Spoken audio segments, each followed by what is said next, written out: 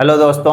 आज हम देखेंगे आर डी शर्मा के बुक से एक्सरसाइज 3.4 पार्ट टू इसलिए कह रहे हैं क्योंकि उसमें 3.4 एक्सरसाइज जो है वो 2 बार दे दिया, तो हम नेक्स्ट वाली की बात कर रहे हैं। क्वेश्चन नंबर 7 देखेंगे, क्लास 10 से लिया गया एक क्वेश्चन है। इसमें हमें दिया गया है 2 इक्वेशन और इसमें से हमें कहा गया है कि के की ऐसी वैल्यू फाइंड आउट करनी है जिससे कि इसका जो सोल्यूशन हो वो इनफाइनाइटली मेनी सोल्यूशन हो। क्लियर है यहाँ तक? मतलब इनका सोल्यूशन जो है, तो इनका सॉल्यूशन 3 तरह से आ सकता है। या तो इनका सॉल्यूशन x और y की वैल्यू केवल एक ठो आए, मतलब x और y की वैल्यू केवल एक आए, मतलब x की वैल्यू कोई आया y की वैल्यू है, उसके अलावा कोई और वैल्यू ना हो। या तो x और y की वैल्यू ढेर सारी आए, इनफाइनाइट आ जाए। या तो x और y की वैल्यू एक भी ना आए। ये 3 तरह के सोल्यूशन हो सकते हैं, 3 ही पॉसिबिलिटी हो सकती है, या तो एक आए, या तो एक से बहुत ज़्यादा आ जाए, या तो आए ही ना। तो हम देखेंगे तीनों चीज़ें होती क्या हैं। पहले तो एक होता है, उसी को कहते हैं हम यूनिक सोल्यूशन, जो एक आता है।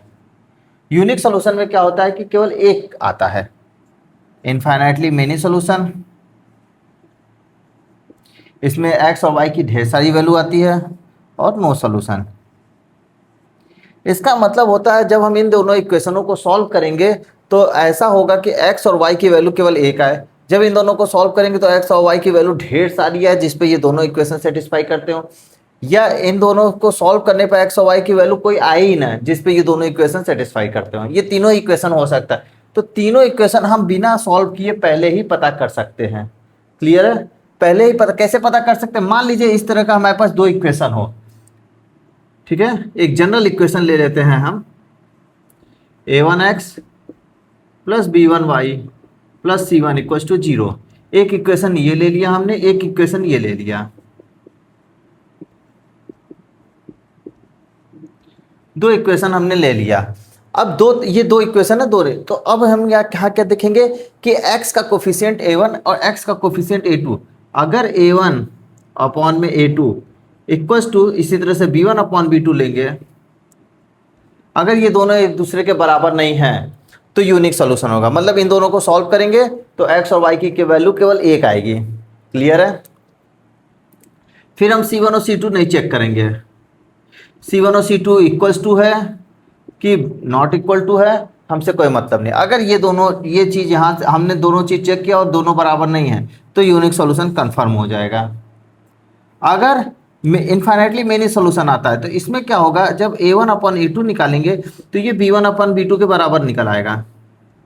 जब ये बराबर निकल आएगा तो हम ये देखेंगे क्या ये c1 अपॉन c2 के बराबर है, क्या ये c1 अपॉन c2 के बराबर है, या क्या ये c1 अपॉन c2 के बराबर नहीं है। क्लियर है? अगर ये c1 अपॉन c2 के बराबर निकल गया तो इनफाइनाइटली मेनी सोल्यूशन हो जाएगा।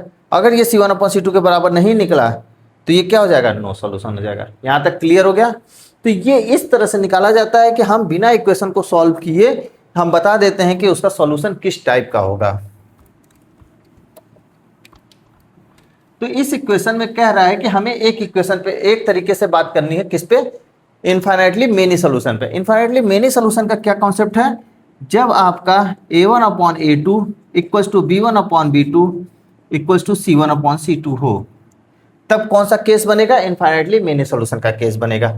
अब इसमें हम यही चीज देखेंगे, यहां से हम देखेंगे कि क्या निकल के आ रहा है। पहला वाला इक्वेशन लेंगे, अगर हम 2x प्लस के माइनस 2y माइनस के प्लस टू 0, के को हम इधर ले आए तो यहाँ से a1 की वैल्यू 2, b1 की वैल्यू k माइनस 2 और c1 की वैल्यू माइनस का k। हम किससे कंपेयर करा रहे हैं इसको? हम a1x plus b1y plus c1 equals to 0 से कंपेयर कराने पे a1 की वैल्यू 2, b1 y का कोफिशिएंट b1, y का कोफिशिएंट b1, एक k माइनस 2 और कांस्टेंट c1 माइनस का k। क्लियर है? अब इसी तरह हम दूसरा देखेंगे। जब दूसरा देखेंगे तो हमारे पास क्या है, 6x प्लस का 2k माइनस 1 y, इसको इस साइड ले लेते हैं, माइनस का 2k माइनस का 5 इक्वल टू 0, माइनस का 2k माइनस का 5 इक्वल टू 0। इसमें से a1 की वैल्यू क्या निकल के आएगी, 6a1x प्लस b1y। a किसका कोफिशिएंट है, x का, b y का, और c1 माइनस 2k माइनस का 5 यहां से निकला। अब हम ये देखेंगे क्या ये a1 upon a2 b1 upon b2 और c1 अपॉन c2 के बराबर है या नहीं है। तो a1 अपॉन a2 क्या है देखेंगे, 2 अपॉन में 6 equals to k minus 2 upon 2k minus 1 equals to minus k upon में माइनस 2 माइनस 5। यहां तक क्लियर हो गया। ये बता रहा है कि इसका सॉल्यूशन क्या है, इनफाइनाइटली मेनी सॉल्यूशन। अब इसी को सॉल्व करके हम k की वैल्यू फाइंड आउट करेंगे। किसकी वैल्यू, k की वैल्यू। अब यहां से देखिए पहले हम ये और ये ले लेंगे, ठीक है। पहले हम क्या लेंगे, 2 अपॉन में 6 equals to k minus 2 upon में 2k minus 1।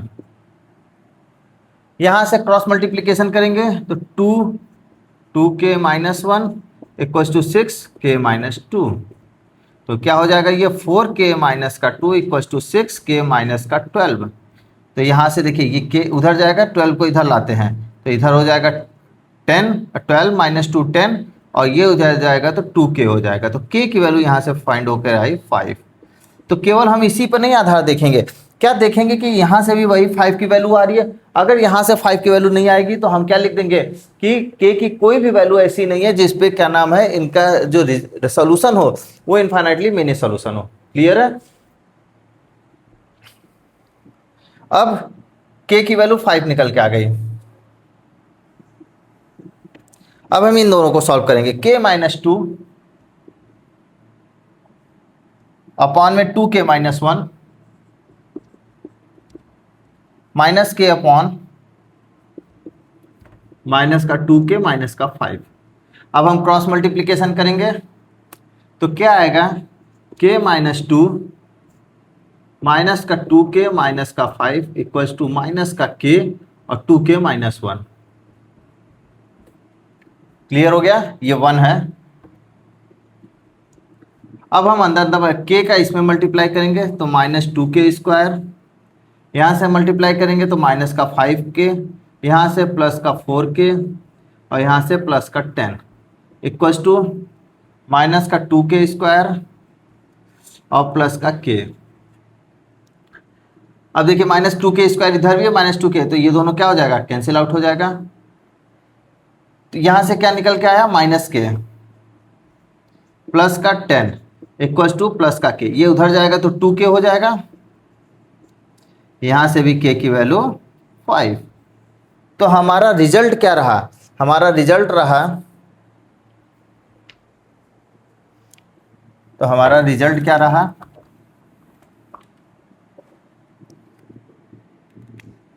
Eight k equals to 5 equation has infinitely many solutions. Clear हो गया आपको। आई होप आप लोग को बहुत अच्छे से समझ में आया होगा। Thank you guys.